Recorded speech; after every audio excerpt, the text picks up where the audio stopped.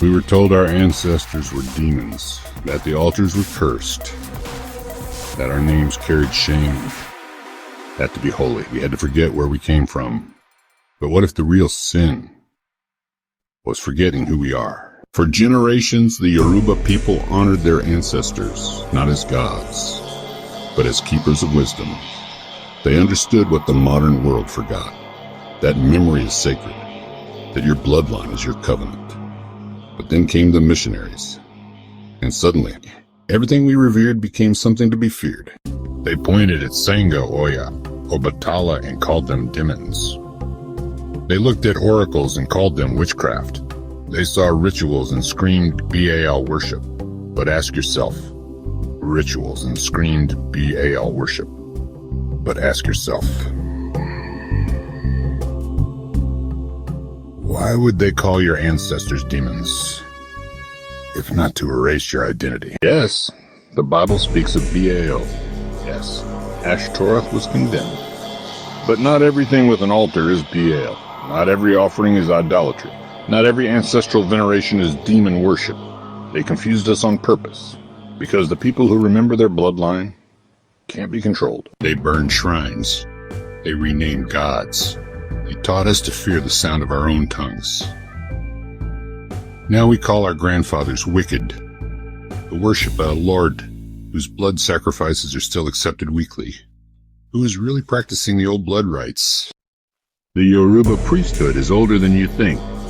The garments, the codes, the oral laws, they mirror ancient Hebrew systems, because they are ancient Hebrew systems preserved in African form.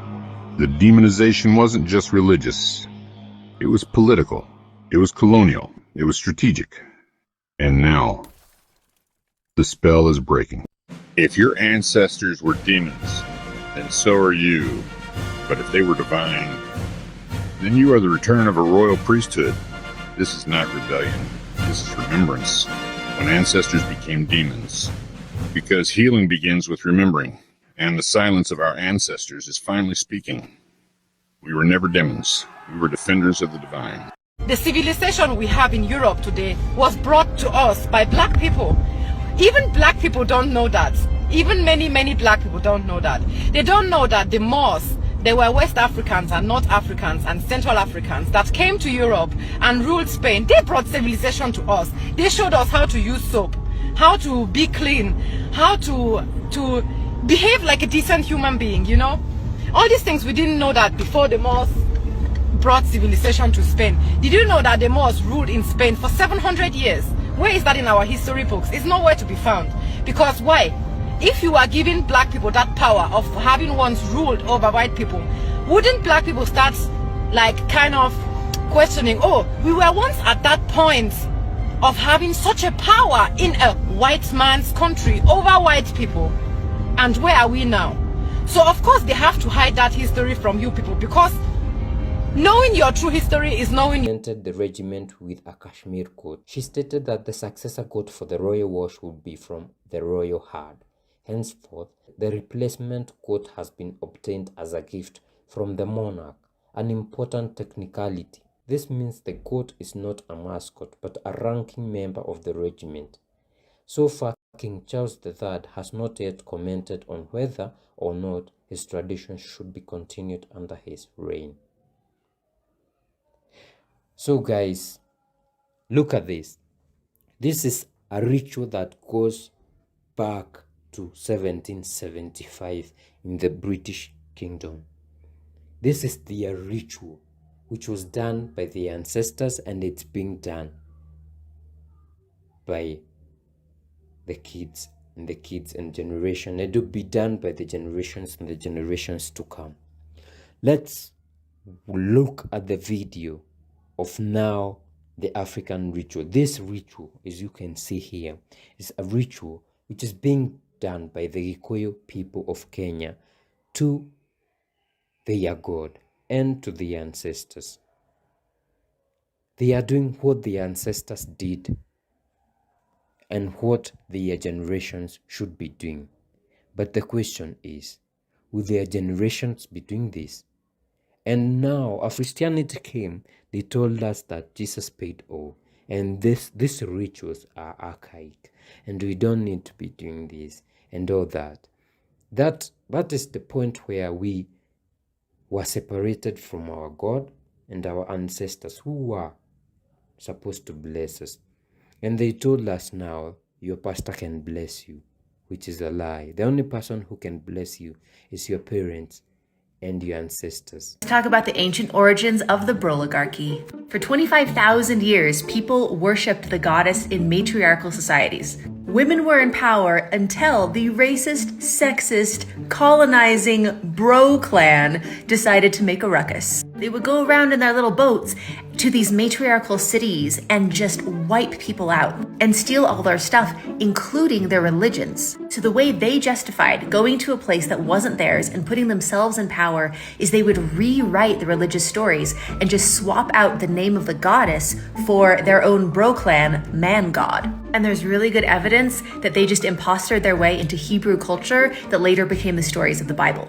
So remember, matriarchal societies were about taking care of everyone. It was inclusive, it was communal. And Bro Clan was all about, I want to be in power, I want all the best stuff, I don't want to work, I want everyone else to work for me. Because man, God says I'm better.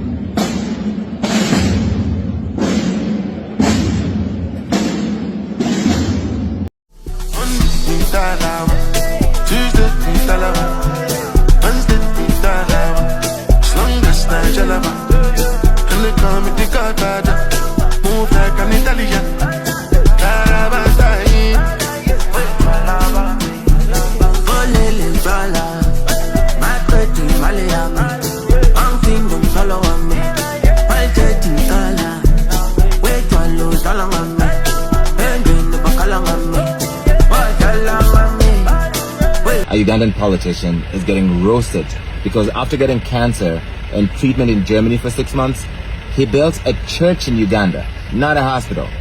This is how he explains it. In November 2022, I was diagnosed with cancer of the throat. And I underwent chemo and radiotherapy. And I stayed in Germany for 6 months. And I recovered.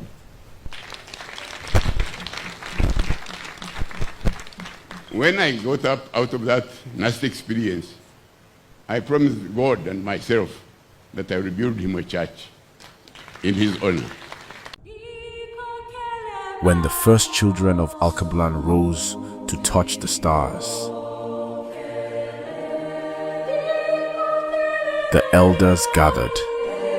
They rejoiced, yet their joy was woven with memory. For this moment was carved from struggle, paid for in the pain and sacrifice of the ancestors. To honor them, they spoke names into the waters, rooted stories in trees,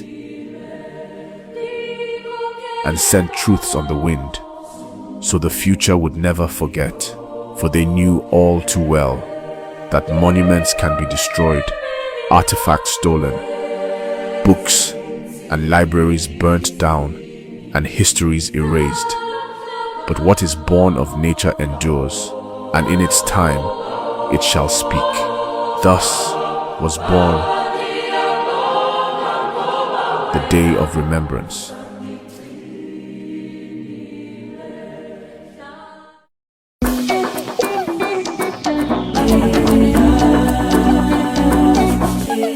Why your prayers are not getting answered. Are you ready for the 3 reasons, my brothers and sisters? Number 1, we have a European concept or image of God. God does not respond to lies. God does not respond to untruth. So if you're praying, but your God concept and your God image is anti-African, the black God of Africa will not respond. You better change the images in your mind. Your third eye. What does your third eye see when you think of God? Second reason why you don't get your prayers answered. Your ancestors play a role in carrying your prayers to the divine. You have an ancestral blockage. Many of you Negroes have an ancestral blockage. I don't care if you're Muslim. I don't care if you're Christian. I don't care if you're Hebrew. You do not honor. You do not acknowledge. You do not respect your ancestors. And therefore, many of your prayers are not carried to the Most High. And many of your prayers are not circumvented by the ancestors and handled directly by them. But if you don't call on the ancestors, if you don't recognize them, if great grandmom has not heard her name come out your mouth, if great grandpop have not heard his name come out your mouth, if great auntie, if mom and dad and grandpa and great cousin, they have not heard their name come out of your mouth since they died, you will miss out on the blessing because you belong to a religion that has forced you to turn your back on your ancestral guides. Third reason why you don't get your prayers answered. If you are asking for something that you're not ready for, or if you are begging for something that would only sabotage your path and your walk, you will not get it. I don't care how much you pray. Your prayers must be congruent with your purpose on earth. Every time you mention honoring ancestors, a Christian jumps out the comment section like, "That's demonic. The dead know nothing. Jesus is the only way." But here's what they forget. They call on Abraham, Moses, Isaac, Jacob, David, Noah, Paul, Peter. The fight is between light and darkness knows how to use innocence as a tool to creep in. Do you know that if you want to make a people hate themselves, you start with language? You make black the warning sign, blacklist, blackmail, black sheep, black magic. They told you that their own is light and your own is darkness. They told you that your brown skin is actually black and their pale skin is white. They told you that the statues that you worship are evil. And then you threw them out and they promptly packed it up to go and preserve in their country, making money off it for generations. They told you to go back to your country because you're an immigrant. But when they come to your country, they are expats. This is how they use language to imprison people mentally. And I seriously hope we can break out of our chains. So after my last video on Michael B. Jordan and African spirituality, I got lots of feedback. And while some of you get it, a lot of you are still not getting it. I want to touch on some of the interesting takes that I got in the comments. Let's get into it. Our forefathers chose Christianity because it was a better life. I just wanted to tell you freely that a lot of indigenous communities that switched from their cultural practices to Christianity or Islam or any other mainstream religion, they did not peacefully decide to choose them as a better alternative. It is already too late, said Oberika sadly. Our own men and our sons have joined the ranks of the stranger. They have joined his religion and they help to uphold his government. If we should try to drive out the white men in Umuofia, we should find it easy. There are only 2 of them. But what of our own people who are following their way and have been given power? They would go to Umuru and bring the soldiers, and we would be like Abame. He paused for a long time and then said, I told you on my last visit to Mbanta how they hanged Aneto. What has happened to that piece of land in dispute? Asked Okonkwo. The white man's court has decided that it should belong to Nama's family, who had given much money to the white man's messengers and interpreter. Does the white man understand our custom about land? How can he, when he does not even speak our tongue? But he says that our customs are bad, and our own brothers who have taken up his religion also say that our customs are bad. How do you think we can fight when our own brothers have turned against us? The white man is very clever. He came peaceably and quietly with his religion. We were amused at his foolishness and allowed him to stay. Now he has won our brothers, and our clan can no longer act like one. He has put a knife on the things that held us together, and we have fallen apart. We are the monsters you made. Since we met you people 500 years ago, look at us. We've given everything. You are still taking. In exchange for that, we have got nothing. Nothing. And you know it. But don't you think that this is over now? Over where? Is it over?